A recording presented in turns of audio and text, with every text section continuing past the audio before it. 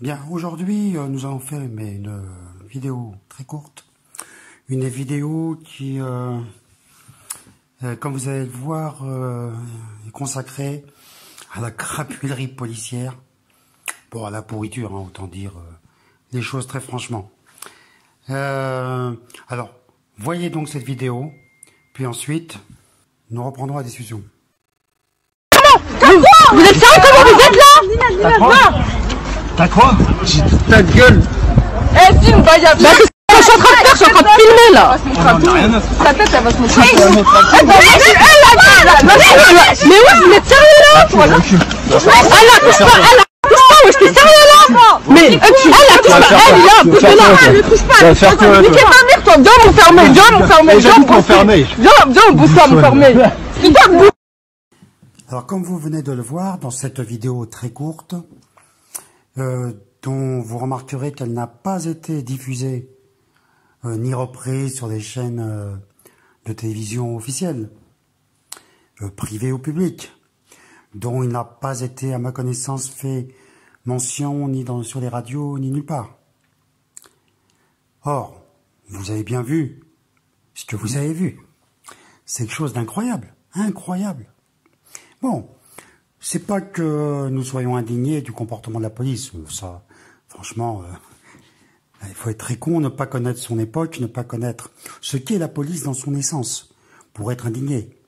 La semaine passée, enfin, il y a une semaine, nous avons fait une vidéo sur la commémoration du 58e anniversaire du massacre du 17 octobre 61. Massacre commis par la même police, hein. C'est-à-dire que ils sont comme ça, ils ont toujours été comme ça. La police, c'est fait pour ça. La police est là pour défendre l'ordre établi. Ils ne servent qu'à ça. Ils ne sont pas là, contrairement aux mensonges que vous entendez ça et là, mensonges selon lesquels ils seraient au service de tous, et en particulier qui seraient là pour défendre la veuve et l'orphelin. Ce n'est pas vrai. C'est un mensonge. Bien. Alors, des vidéos de policiers qui se comportent comme des sous-merdes qu'ils sont, il y en a tellement qu'on ne pourrait pas les compiler, sinon ça prendrait des jours entiers. Hein. Et je parle que de la France, hein, si on les compile aux États-Unis, en Allemagne, bon, vous imaginez le truc. Mais en France, c'est tout à fait régulier, c'est le comportement normal de la police. Bon, que voyons-nous dans cette vidéo?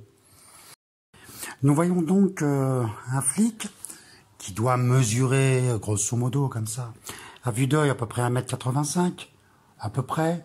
Il doit faire facilement ses 85 kilos, minimum, hein, c'est à peu près ce qu'il doit avoir. Donc, il met à terre une jeune fille qui est une collégienne ou une lycéenne au maximum.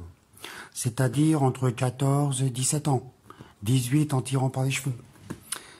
Donc, il la met au sol. On ignore pourquoi, hein, mais enfin, il la met au sol.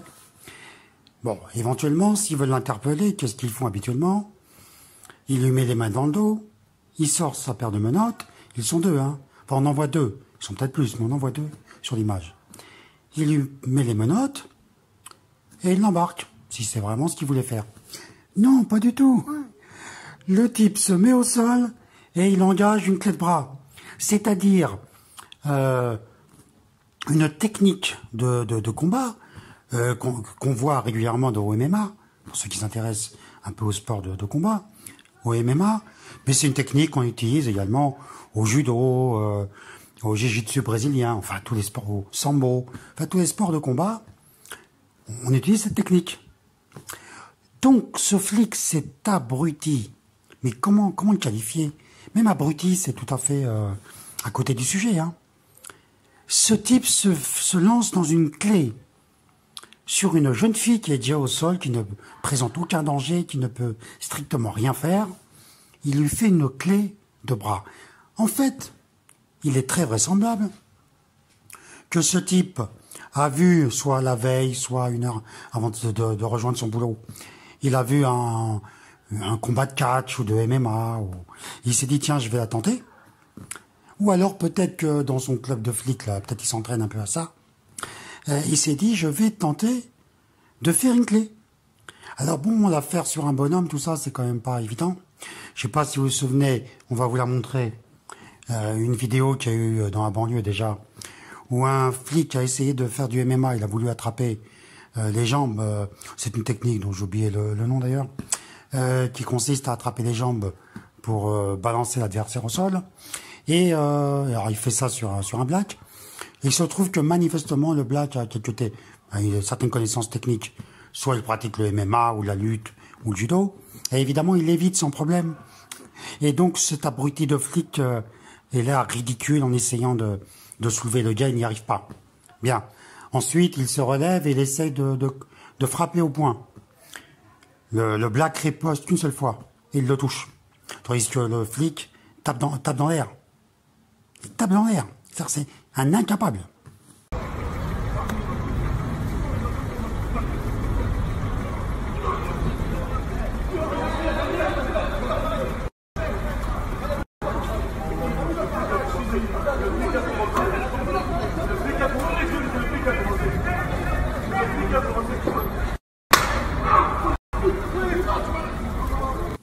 Voilà. C'est-à-dire, dès qu'il y a une vraie opposition, on sait que la plaisanterie est terminée, mais là, c'était une gamine. Donc, il a pu donner libre cours à sa pulsion. Ce qui veut dire que dorénavant, peut-être, que pour s'entraîner, ils vont aller devant des écoles maternelles ou devant des écoles élémentaires. Ils vont attraper des gamins de CE2, de CM2, ils vont leur faire des clés. Des étranglements, des clés, des projections. Voilà, comme ça, ils auront l'impression d'être des gens capables, d'être des durs de durs. Parce que je suis prêt à prendre les paris que c'est évidemment strictement interdit par le protocole de la police elle-même. C'est n'importe quoi cette prise. C'est n'importe quoi. Voilà. Donc, c'est tout à fait extraordinaire qu'une chose pareille, se soit produite, et que deux, elle ait été cachée, parce qu'elle est cachée par la police, les médias, etc. C'est clair. Ils ont reçu des consignes, vous ne montrez pas ça. Parce que je veux dire, même des flics, des types qui font le métier qu'ils font, mais qui par ailleurs, lorsqu'ils rentrent chez eux, peuvent être des gens parfaitement honorables. C'est leur métier qui est un problème, c'est pas eux. Ils doivent se dire, mais enfin, c'est pas possible. C'est pas possible à des collègues qui se comportent comme ça. Mais c'est honteux. C'est honteux. Qui peut respecter une institution pareille, qui embauche des gens pareils, qui se livre à des activités pareilles? Il faut dire que l'image de la police s'est totalement effondrée en France. Parce que, avec les gilets jaunes, bien sûr. Parce qu'avant le mouvement des gilets jaunes, on était dans le délire sur lequel la police était gentille, elle était aimée de tous. Le seul problème qu'elle avait, c'était les banlieues. Bon, c'est-à-dire les rebeux, auxquels ils pouvaient ajouter un peu les queblas, mais enfin, ils voulaient désigner les rebeux. Bien. Mais depuis, c'est terminé. Avec les gilets jaunes, les gens ont compris c'est quoi la police. Parce qu'ils avaient oublié. Ils ont oublié ce qu'est la police française, en France, avec les Français. La police n'a pas été créée spécialement pour cogner des immigrés ou des Nord-Africains ou des descendants nord-africains. Pas du tout. La police a toujours été, premièrement, comme je l'ai déjà dit, au service du pouvoir, n'importe lequel, du moment que c'est le pouvoir. Et deuxièmement, elle a toujours cogné les dominés, toujours. C'est-à-dire les prolos. Toujours. Que la police soit au service des dominants, c'est clair. Vous connaissez ces photos, et ces films d'ailleurs, que vous pouvez trouver facilement sur Internet, où les flics saluent Hitler, qui défile dans Paris, ou saluent des officiers nazis. Il faut savoir que la police française a été un grand centre de collaboration. Il faut le savoir. Si on nous présente, ils ont été des résistants, oui, à la fin. Ils ont été des résistants comme on dit, la 25e heure. Lors de la libération de Paris, à la préfecture de police, effectivement, quand ils ont vu qu'il n'y avait plus de danger, ils se sont dit, on va résister. Pendant 1945, en août 45. Ils ont toujours été au cœur des pires saloperies, parce Par exemple, pendant la guerre coloniale, pendant la guerre d'Algérie. Voilà, c'est des faits. Ils ont toujours pratiqué la violence, des crimes, etc. Jusqu'à récemment. Hein. Songez que, par exemple, la marche des Beurs en 83, 84, les différentes marches, la première puis les autres, avaient notamment pour motif, pas exclusivement, mais largement celui-là, les violences policières, qui à l'époque étaient toujours couvertes. Hein. Aujourd'hui, c'est un peu moins. Ils font semblant d'enquêter, et de temps en temps, ils arrêtent quelqu'un. Ou éventuellement, il est condamné en interne, c'est-à-dire administrativement. Mais à l'époque, c'était l'impunité totale. On peut dire que ça a duré jusqu'au milieu des années 90. Hein. À partir des années 90, bon, l'État français est devenu officiellement antiraciste. Donc il a commencé de temps en temps à réprimer un peu les violences policières dans les banlieues. Les violences policières contre les Français avaient diminué du fait que les luttes sociales françaises avaient diminué. Hein, parce que dans les années 60, 70, ça cognait sec. Hein. La police cognait sec. Voilà. Disons que les Français ont redécouvert récemment ce qu'était la police. D'ailleurs, une machine à cogner. Hein. Ils sont pas là pour autre chose que cogner. Voilà. Qu'est-ce qu'on peut dire d'autre? Eh bien, que vraisemblablement, les violences policières vont augmenter d'intensité.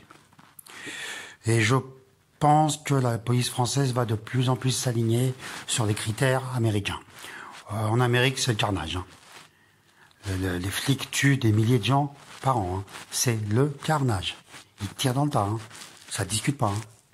Parce qu'on vous parle souvent des massacres qui aux États-Unis commis par des gens, par des civils, disons. Mais les crimes commis par la police sont innombrables. Hein. Ils n'arrêtent pas. Hein.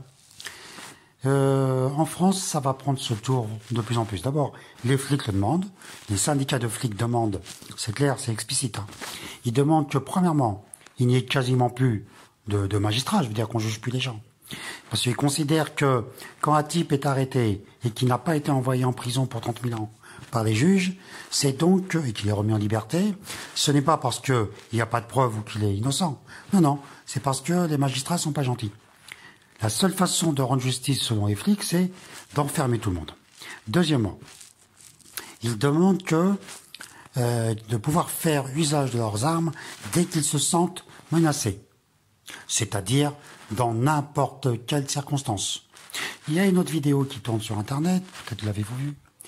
On entend, alors on ne les voit pas, mais on entend des flics qui font un contrôle routier et on entend un chien aboyer. Et quelques secondes après, on entend un coup de feu. Ce sont les flics qui ont tué le chien. Ils se sentaient menacés. Lâche-la, frère!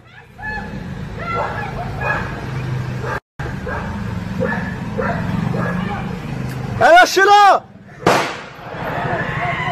Wesh, tu fais quoi, frère? Wesh, tu fais quoi, ma gueule, wesh? Allô, ouais!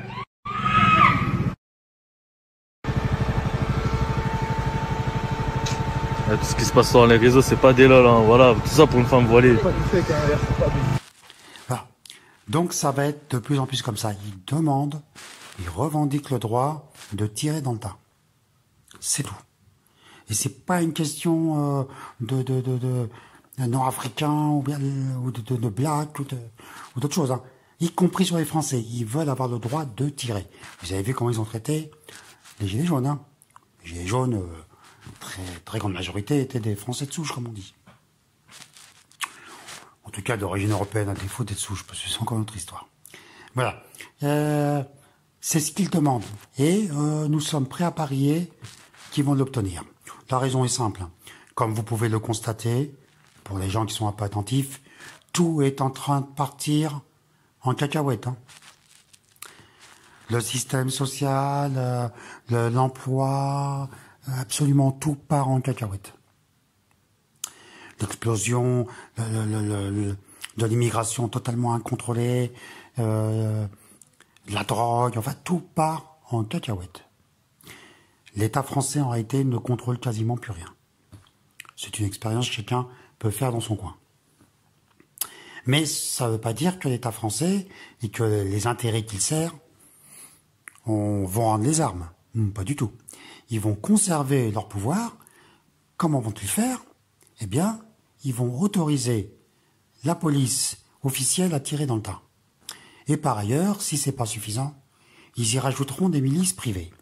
C'était courant, hein, parce que là aussi, les gens oublient, mais dans les années 60, 70, spécialement dans les années 70, après les grandes grèves de mai 68, le patronat avait constitué à peu près partout des milices privées, hein, pour contrer les syndicats et les mouvements de travailleurs, les mouvements de grève, les mouvements de protestation, etc. Ils utilisaient des milices privées. C'était très très courant. Voilà. On va juste revenir un peu à ce que c'était la situation avant. Hein. Bon, ceux qui sont assez, qui ont un âge, disons, qui ont plus de 50 ans ou un peu plus même, et qui sont nés en France, qui ont toujours vécu en France, etc. Bon, ils savent tout ça. Les autres, soit qui sont plus jeunes, qui sont nés après, qui sont jeunes, ou qui n'étaient pas en France, n'ont pas connu la France des années 60, 70, et début des années 80, peuvent pas tout à fait comprendre ce que je dis. Hein, mais c'était ça la situation. Et on va y retourner très rapidement. Bien, j'ai dit ce que c'était que la police, je dis brièvement, mais je pense que c'est assez clair. Mais il faut y ajouter aussi un autre aspect qui est l'aspect du policier, disons, français de souche, entre guillemets, européen, et du beau fond, peut-on dire, et on peut le dire d'ailleurs, qui trouve là l'occasion de se venger contre les NORAF. C'est l'occasion rêvée. Une jeune fille qui a un foulard, parce que c'est à elle qui s'en prend et non pas à sa copine qui ne porte pas de foulard. C'est l'occasion pour lui de faire son cinéma, de se venger en quelque sorte, de prendre sa revanche peut-être même sur le nombre de fois où il a voulu faire le malin dans telle ou telle banlieue et il a été renvoyé, il s'est fait cracher dessus et insulter sa mère. Et là, il a trouvé l'occasion de se venger sur une jeune fille en faisant petit fantasme de clé de bras. Hein, ce qu'il a rêvé de faire sur des bonhommes ou même des petits jeunes et qu'il était bien incapable de faire. Et il s'est vengé sur une rebeu qui portait son foulard. Voilà ce que c'est aussi ces gens-là. Voilà ce que nous pouvions dire pour aujourd'hui. Et bien, merci et à la prochaine fois.